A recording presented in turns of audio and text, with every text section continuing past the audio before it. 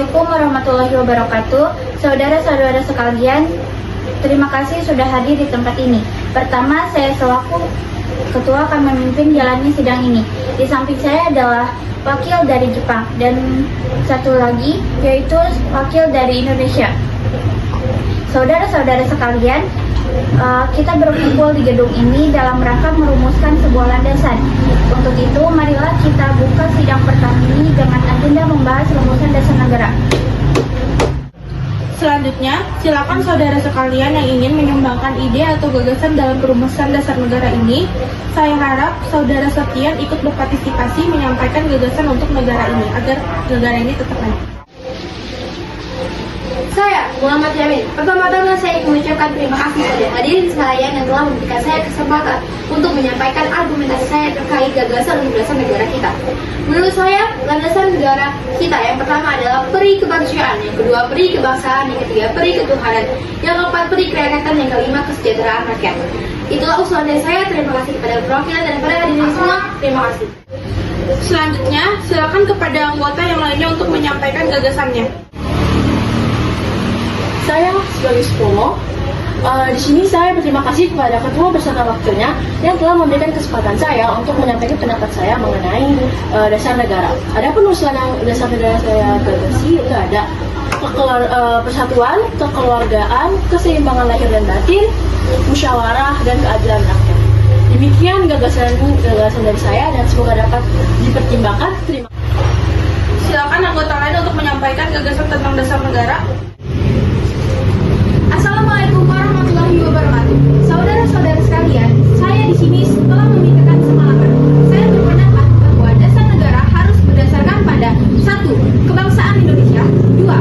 Internasionalisme atau peri kemanusiaan, 3. Mufakat atau demokrasi, 4. Kesejahteraan sosial, dan yang kelima, ketuhanan yang berkebudayaan. Saudara sekalian, dasar negara telah saya usulkan. Usulannya ada 5. Saya memberi usul untuk memberi nama dasar negara ini yaitu Pancadharma. Namun, kata Pancadharma di sini kurang tepat karena dharma artinya kewajiban, sedangkan di sini kita membicarakan dasar.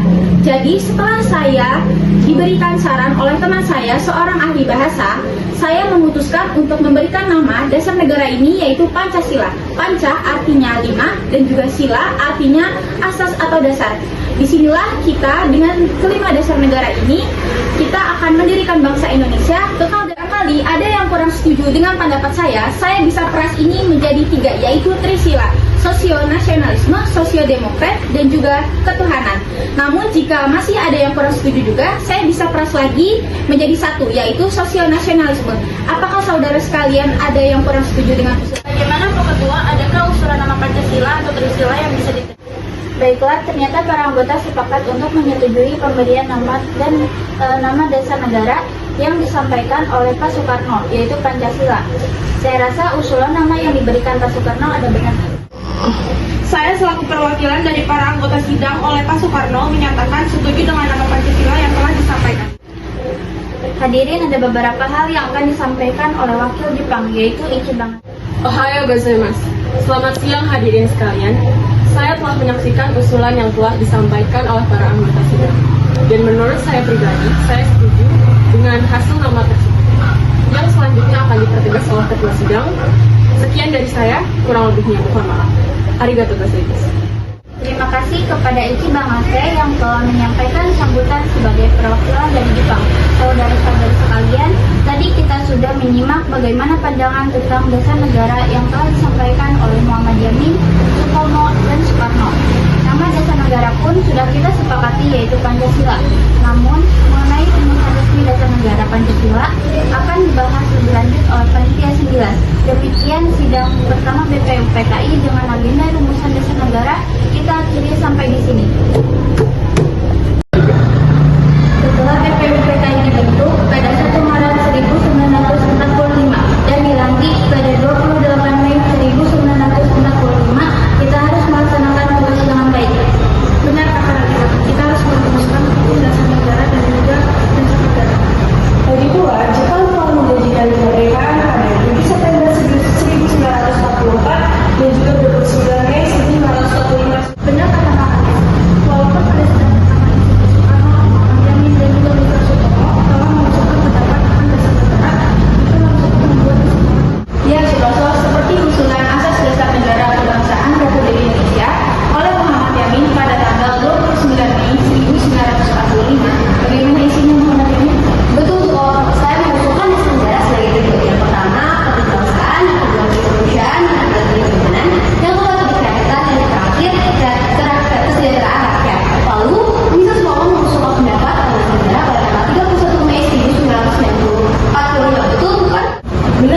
Bismillahirrahmanirrahim. Saya mengusulkan Undang-Undang Dasar Negara Republik Indonesia yang berisi satu ada persatuan, yang kedua kekeluargaan, yang ketiga ada keseimbangan lahir dan batin, yang keempat musyawarah, dan kelima dan kelima keadilan.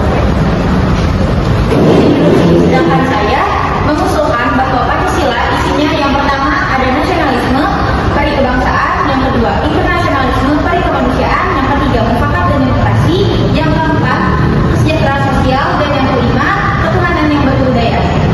Kelas sekarang untuk melanjutkan sidang kedua yang semakin singkat dan ideal, kita membutuhkan laporan hasil kerja panitia yang terancam Undang-Undang Dasar yang telah dibentuk pada sidang kedua ini.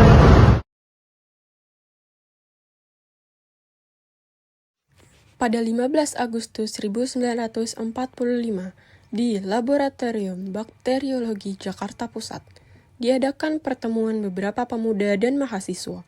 Pemimpin pertemuan tersebut adalah Soekarni dan Khairul Saleh. Belum, apa itu, Bu? Baru saja saya dan Sultan Syahrir mendapat kabar dari Radio BBC London di Bandung. Katanya Jepang sudah menyerah kepada sekutu. Berarti keadaan kita sedang penuh kekuatan. Betul, maka dari itu saya mengumpulkan semua di sini. Kita bisa memanfaatkan keadaan ini untuk mempersatukan. Maka dari itu, kita harus membuat kesepakatan untuk menolak hadiah kemerdekaan dari Jepang dan kita membuat kemerdekaan dengan tenaga tulis. Saya setuju dengan Bung Darwis, karena kemerdekaan adalah hak proklamasi bangsa. Marilah kita meminta kepada Bung Karno dan juga Bung Hatta untuk segera memutuskan hubungan dengan Jepang. Baiklah, jika kalian semua setuju, bagaimana kalau saudara Wikana dan juga saudara Darwis pergi menemui kedua tokoh tersebut dan juga menyampaikan keputusan kita semua? Bagaimana kalau rapat siang ini kita tutup dan juga kalian bisa kembali ke kediaman masing-masing dan menunggu Bung Karno dan juga Bung Hatta angkat suara? Baiklah kalau begitu, sampai jumpa besok lagi. Terima kasih.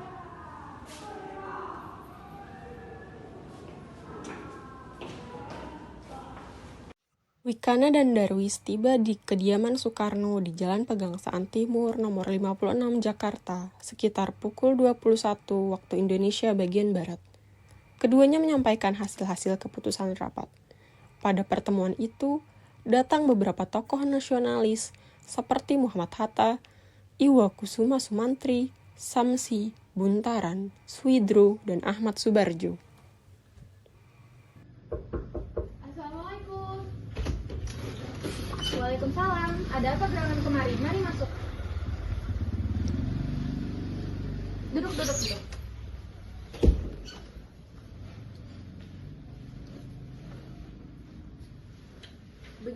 Begini Bung, tadi saya mendengar dari saudara Khairul Saleh dan Soekarni, katanya Jepang telah menyerah pada sekutu di radio BBC London di Bandung. Maka dari itu kami para pemuda mengadakan rapat dan hasilnya adalah agar segera Bung Karno dan Bung Hatta segera melakukan perumusan kemerdekaan Indonesia. Namun, apa yang dikatakan oleh Darwis itu benar. Hal tersebut harus direncanakan dan diputuskan oleh PPKI. Namun Bung Karno dan Bung Hatta harus memutuskan hubungan apapun dengan Jepang, karena kemerdekaan ini adalah hak kita, bukan hak Jepang. Maka dari itu kami kemari untuk mendesak agar proklamasi kemerdekaan dinyatakan langsung esok hari pada tanggal 16 Agustus 1945. Baiklah. Untuk sementara ini, saudara Darwis dan juga saudara Wikana pulang dulu ke kediaman masing-masing. Saya akan merundingkan kembali dengan yang lainnya. Baiklah, baik. Terima kasih Bung, kami pergi. Darwis dan Wikana pun pulang ke kediaman masing-masing. Sementara itu, para golongan tua tetap berkumpul di kediaman Insinyur Soekarno untuk merundingkan hasil rapat para pemuda yang telah dibicarakan oleh Wikana dan Darwis tadi. Apa pendapat para saudara mengenai hasil rapat para pemuda tadi? Kemungkinan kita tak dapat memenuhi permintaan tersebut, dikarenakan hal itu sangat mendadak dan juga terlalu terburu-buru. Baiklah, pada tanggal 16 Agustus 1945 akan diadakan sidang PPKI, yang dimana akan membicarakan proklamasi kemerdekaan Indonesia. Rapat kali ini selesai sampai di sini. Sementara itu, menjelang 16 Agustus 1945, tepat pukul 24 waktu Indonesia Barat di Asrama Baperpi, Cikini 71, Jakarta, para pemuda berkumpul, dihadiri oleh Soekarni, Yusuf Kunto, Dr. Muwardi, Cudanco Singgih, dan Khairul Saleh. kesimpulan dari Wicana dan Darwis setelah bertemu dengan Soekarno dan Bung Hatta tadi, nampaknya golongan tua tidak akan menyetujui kita. Jadi kita harus punya jalan keluar dari semua ini. Saya setuju, tapi apa ada yang lain saran? Bagaimana kalau kita menghasilkan Insinyur Soekarno dan Bung Hatta dari Jakarta dengan tujuan untuk menjauhkan mereka dari Jepang? Bagaimana? Gimana kita akan menghasilkan mereka? Bagaimana kalau di Rengas Dengklok, suatu kota di Karawang, karena tempat ini dekat dengan markas peta di bawah Cucendo Sudeno. Setuju. Para pemuda pun menyetujui ide Chudancho Singgih tersebut. Tepat pukul 4 waktu Indonesia bagian Barat, Insinyur Soekarno dan Muhammad Hatta dibawa oleh sekelompok pemuda menuju Rengas Dengklok.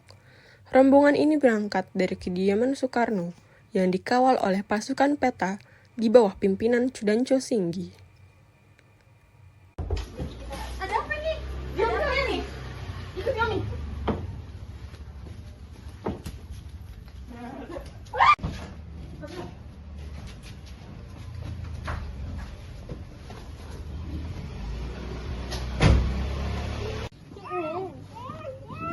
Rombongan Insinyur Soekarno dan Muhammad Hatta tiba di Rengas Dengklok dengan selamat pada pagi hari 16 Agustus 1945. Soekarno-Hatta berada sehari penuh di Rengas Dengklok. Upaya pemuda untuk menekan Insinyur Soekarno dan Muhammad Hatta tidak berhasil karena wibawa dan karismatik keduanya. Para pemuda merasa segan untuk melakukan penekanan. 3. Iya, Bung Karno, aku dibawa ke sini oleh mereka. Iya, Hatta benar. Ada apa sebenarnya? Begini Bu, kami ingin Anda dan Bung Hatta segera melaksanakan proklamasi. Jepang sudah menyerah, ini waktu yang tepat untuk kita melaksanakan kemerdekaan. Bagaimana kalau kita bisa dengan kabar itu sekarang? Jepang pasti akan memperkenalkan kita, tapi tidak sekarang. Saya tidak setuju dengan itu, Pak.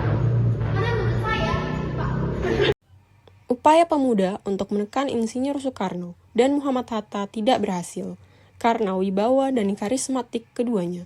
Para pemuda merasa segan untuk melakukan penekanan.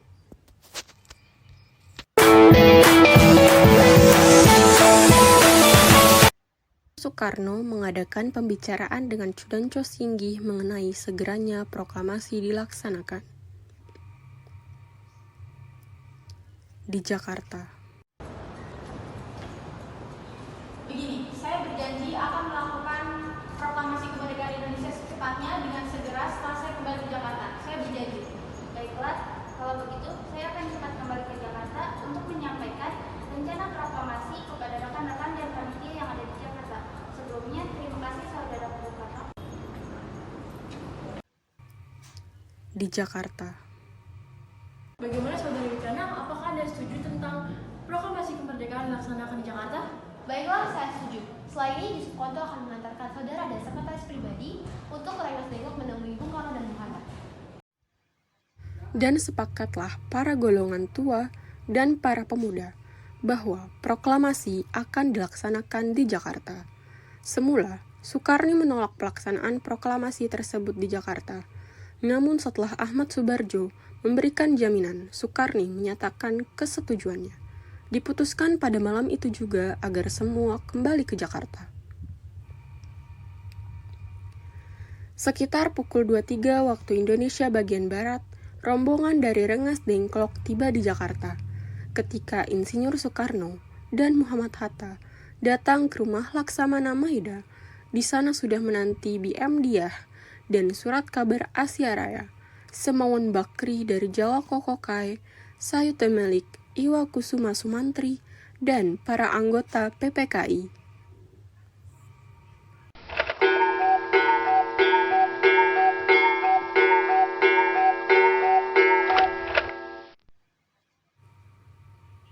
Sementara itu, Ahmad Subarjo dan Iwa Kusuma Sumantri mendatangi kediaman para pemuda untuk mengajak mereka ke rumah Laksamana Maeda.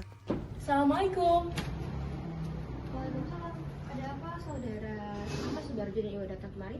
Jadi kami datang kemari untuk mengajak saudara-saudara sekalian untuk datang ke rumah Laksamana Maeda karena di sana sudah ada Insinyur Soekarno dan juga Bung Hatta dan serta anggota-anggota mereka yang lainnya. Mohon datang. Tidak, kami tidak akan datang ke sana. Bukankah sama sekali tidak ada kesempatan untuk datang ke kediaman Laksamana Maeda? Saudara Soekarni benar bahwa ini tidak ada perjanjian dengan rumah Laksamana Maeda. Bukan begitu saudara Soekarni. Hal ini untuk mencegah dan menghalangi Jepang dalam menguasai Jepang. Jadi kami dengan mohon saudara sekalian ikut bergabung dan ikut berunding walaupun hanya waktu saja. Kemudian, para pemuda sepakat bahwa yang akan datang hanyalah Chairul Saleh dan Soekarni sebagai wakil para pemuda. Sedangkan anggota PPKI banyak yang hadir dalam perumusan teks proklamasi di rumah Laksamana Maeda tersebut.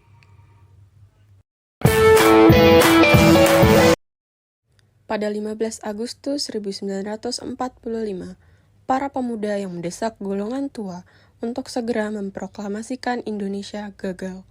Para pemuda kemudian melaksanakan pertemuan di Jalan Cikini. Mereka lalu sepakat untuk menculik Soekarno-Hatta dan membawanya ke Rengas Dengklok. Bung Karno! Ya, ada apa? Anda harus kami ke Rengas Dengklok. Untuk apa aku ikut dengan kalian? Kami para pemuda sepakat membawa Anda dan Bung Hatta ke Rengas Dengklok. Baiklah, mari. Rombongan pemuda yang membawa Soekarno dan Hatta kemudian tiba di Rengas Dengklok. Bung Hatta yang telah sampai terlebih dahulu sebelum Bung Karno, kemudian dibawa ke sebuah ruangan di dalam rumah Jao Kesong. Ada apa ini? Apa mau kalian singgah di bawah kemari? Kami ingin Anda berdua melaksanakan proklamasi secepatnya. Bung Karno, Hatta, dan kamu sudah di sini. Iya, Bung Karno, aku dibawa ke sini oleh mereka. Iya, Hatta benar. Ada apa sebenarnya? Begini Bu, kami ingin Anda dan Bung Hatta segera melaksanakan proklamasi. Jepang sudah menyerah, ini waktu yang tepat untuk kita melaksanakan kemerdekaan. Bagaimana kalau kita bisa dengan kabar itu sekarang? Jepang pasti akan memerdekakan kita, tapi tidak sekarang. Saya tidak setuju, Bung Karno. Kami para pemuda ingin kemerdekaan atas jeripaya kami sendiri, bukan karena Jepang. Benar kata Bung Karno, jika kita merdeka atas hadiah Jepang, maka kita adalah bukan Jepang. Kita bisa dijajah lagi, Bu. 17 Agustus 1945, waktu dini hari, di ruang makan rumah Laksamana Maeda, berkumpullah Insinyur Soekarno, Dr. Andes Muhammad Hatta, Ahmad Subarjo, Soekarni, Sayuti Milik, dan BM Diah untuk merumuskan naskah proklamasi. Saudara-saudara, bagaimana bunyi naskah proklamasi kita? Dengan ini kami, bangsa Indonesia menyatakan kemerdekaan Indonesia. Kami dengan ini menyatakan ini bangsa Indonesia menyatakan kemerdekaan Indonesia. Menyatakan kemerdekaan Indonesia.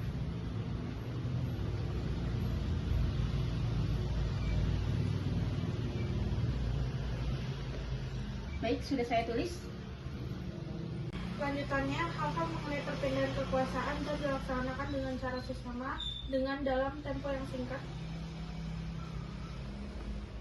Jakarta, 17 Agustus 1945. Ya, sudah saya tulis, sudah selesai. Bagaimana, apakah Anda semua setuju? Setuju. Baiklah. Lalu, siapa yang akan menandatangani naskah ini? Bagaimana yang menandatangani yang semua yang hadir di sini? Saya rasa jangan, nanti akan terlalu banyak. Lebih baik Bung Karno dan Bung Hatta saja menandatangani atas nama bangsa Indonesia. Sayuti, tolong kau ketikkan naskah ini. Siap, Bung. Kapan kita akan melaksanakan proklamasi ini? Menurut saya, kita akan melaksanakan proklamasi tanggal 17 karena sebagaimana Al-Quran diturunkan pada tanggal 17 dan juga dalam sehari semalam orang Islam itu melaksanakan sholat itu 17 rakaat. Jadi bagaimana kalau misalkan hari ini Jumat lagi tanggal 17 Agustus? Setuju Bung, lebih cepat, lebih baik. Pukul berapa kita akan melaksanakannya? Pukul 10 bagaimana? Setuju. Saya akan menyuruh Fatmawati untuk menjahit bendera merah putih. Tolong siapkan tiangnya. Baik Bung, tapi di mana kita akan melaksanakannya? Di rumah Bung Karno. Ini naskahnya, Bang, tolong ditandatangani. Baiklah.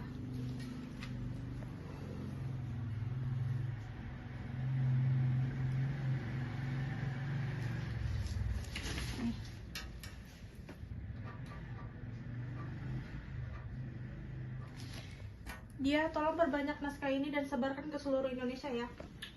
Siap, Bu. Jumat pagi, tepat pukul 10, semua orang telah berkumpul di halaman depan rumah Insinyur Soekarno di Jalan Pegangsaan Timur nomor 56, Jakarta, untuk mendengarkan pembacaan proklamasi. Bung Karno, Bung Hatta, keluar ke serambi depan rumah, diikuti Ibu Fatmawati. Bung Karno kemudian mendekati mikrofon sebelum membacakan proklamasi dan mengucapkan pidato pendahuluan. Saudara sekalian, saya telah meminta saudara-saudara hadir di sini untuk menyaksikan suatu peristiwa penting dalam sejarah bangsa kita. Berpuluh-puluh tahun kita, bangsa Indonesia, berjuang untuk kemerdekaan tanah air kita. Bahkan telah beratus-ratus tahun aksi kita untuk mencapai kemerdekaan itu. Ada naiknya, ada turunnya, tetapi jiwa kita tetap menuju ke arah cita-cita. Juga di zaman Jepang, tidak ada henti-hentinya. Di zaman Jepang ini, tampaknya kita menyadarkan diri kepada mereka, tetapi pada hakikatnya kita tetap menyusun tenaga kita sendiri. Tetapi kita percaya pada kekuatan sendiri. Sekarang tibalah saatnya kita benar-benar mengambil nasib bangsa dan nasib tanah air kita dalam tangan kita sendiri. Hanya bangsa yang berani mengambil nasib dalam tangannya sendiri dapat berdiri dengan kuatnya. Maka kami tadi malam telah mengadakan musyawarah dengan pemuka-pemuka rakyat Indonesia. Permusyawaratan itu telah seia sekata berpendapat bahwa sekaranglah datang waktunya untuk menyatakan kemerdekaan kita. Saudara-saudara, dengan ini kami menyatakan kebulatan tekad itu. Dengarkanlah proklamasi kami. Proklamasi kami, bangsa Indonesia, dengan ini menyatakan kemerdekaan Indonesia. Hal-hal yang mengenai pemindahan kekuasaan dan lain-lain diselenggarakan dengan cara seksama dan dalam tempo yang sesingkat-singkatnya. Merdeka!